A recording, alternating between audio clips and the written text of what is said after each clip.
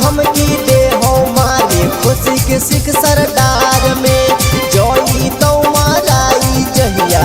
जई तौरा डार में लिखत मेरी पटाव थाना चाहता कालिक भेट के भईबा के समझाई देना देवो हम समेट के कौआ बोले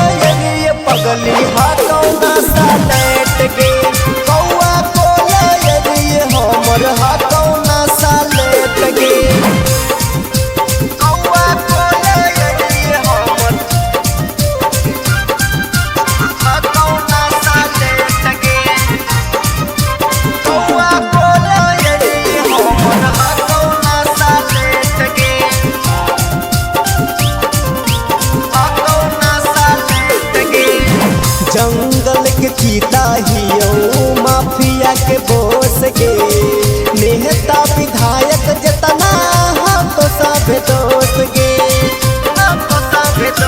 अपने आप में सरवा बनो हाथों क्रिमिनल ले हो जीजा से टक्कर नहीं हियो के गाला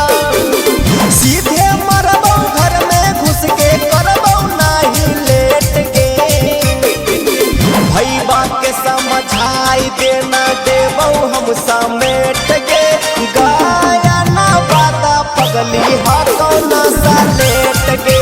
कौआ बोले ये हमर हाथों ना सलेट के